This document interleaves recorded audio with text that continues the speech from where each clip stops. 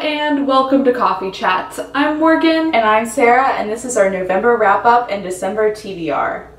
So this month, for me personally, this video is going to be much more TBR heavy than what I read heavy, because I didn't read much. Sarah did a little bit better than me, but let's just get into it. The first thing that I finished up in November, like barely in November, I think I finished this on November 1st, is Brown Girl Dreaming by Jacqueline Woodson, which is a verse memoir. I liked this enough. I think I gave it like 4 stars maybe. I really liked the way it was written, but I thought it was kind of boring at times.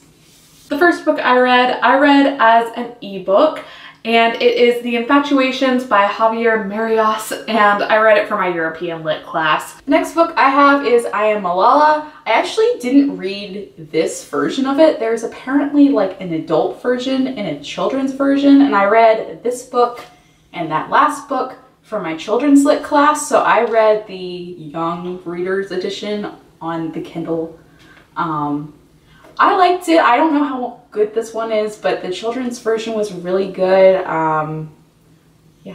The one book that I read for pleasure, that I started and finished this month, is Silence for the Dead by Simone St. James.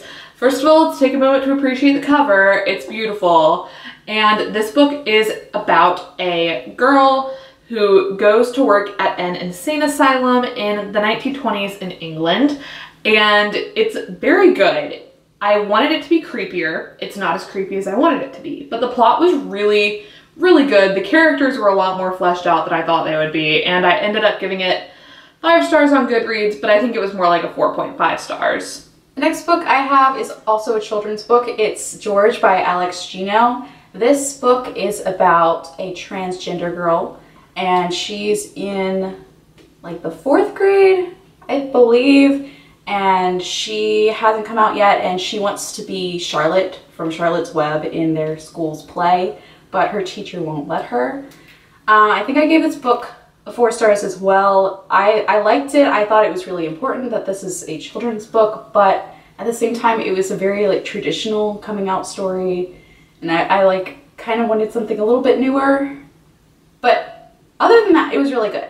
And I also have Magonia by Maria Headley. This book is kind of a sci-fi novel.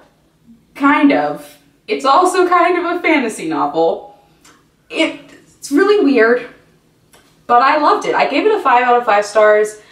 I just don't know that everyone would like it. Like, it has a very unique writing style, and she does weird things with form as well as genre as well as contents. So while I really liked it, I don't know if this book is for everybody.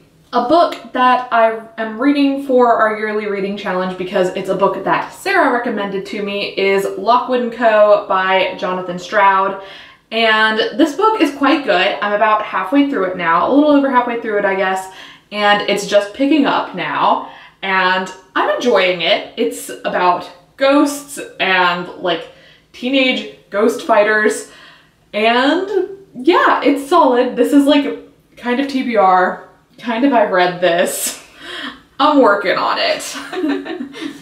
Side note, if any of y'all have really creepy books that you can recommend to me, like books that scared you half to death, please recommend them to me. I want something so scary, so unbelievably scary, because I don't scare easily. So like, please, please share those books with me. I implore you.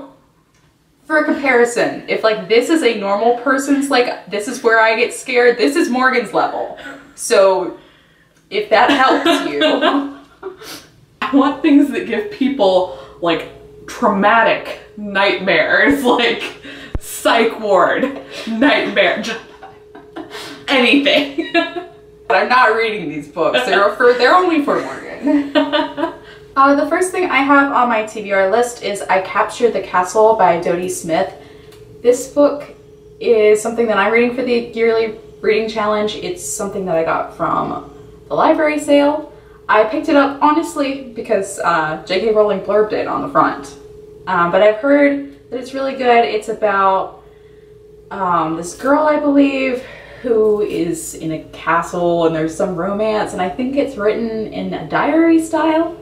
The first book I have is The Book of Ivy by Amy Engel, and this is for my TBR, and it's another thing that's for the yearly reading challenge. You might be like sensing a theme here. We're trying to outdo each other with our yearly reading challenges.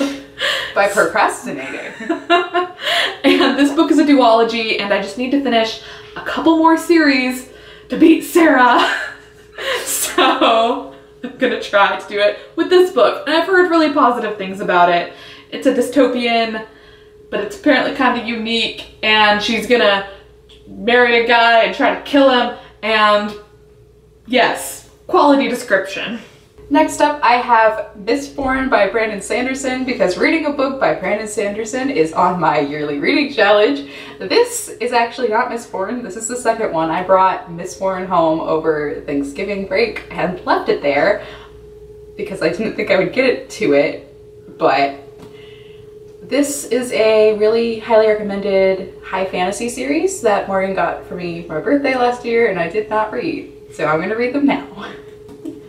Another book slash series that I have is Fablehaven by Brandon Mull, one of my all-time favorite series. I reread it last year, and this I'm mostly reading for myself, but I'm going to work into the yearly reading challenge too. And this series, it's wonderful, really quality middle grade. The first one in the series feels a lot younger than all of the rest of the books. The other ones get a lot more intense.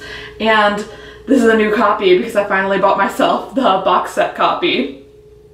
That is The Kite Runner by Khaled Hosseini. I am reading this for the yearly reading challenge. It's a book set in another country. Plot twist. But also, I really have been wanting to read this because everybody has read this probably in school. I think a lot of people read it in school. And I never did, but I want to like catch up and have read it as well. So double purposes. The book that I have is The Knife of Never Letting Go by Patrick Ness, a book that has probably been in every TBR I have done this whole year. Oh well, I'm gonna get to it. I really am, because a Patrick Ness book is on the yearly reading challenge. Keeping up another Coffee Chats tradition, I have A Clash of Kings by George R.R. Martin, perhaps for the last time, maybe.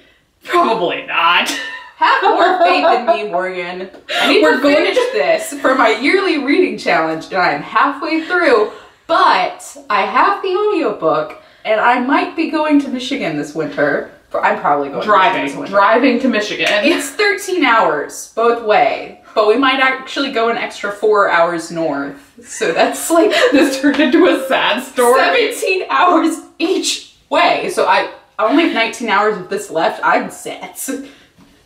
Finally, I have the Bane Chronicles. I have like 6 or so more short stories to read in here. Guess what it's for? Is it for the yearly reading challenge, perhaps? Sarah got it. It's the short stories collection category, so there you go. Thanks so much for watching. If you want to find us some other places on the internet, there are links in the description. Bye! Bye!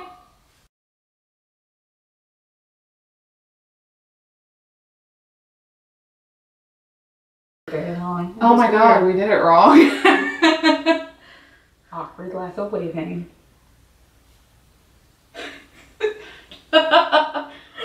You deserve such a funny and beautiful best friend on the inside and out. I don't know, I think in a past life I must have really sinned hardcore.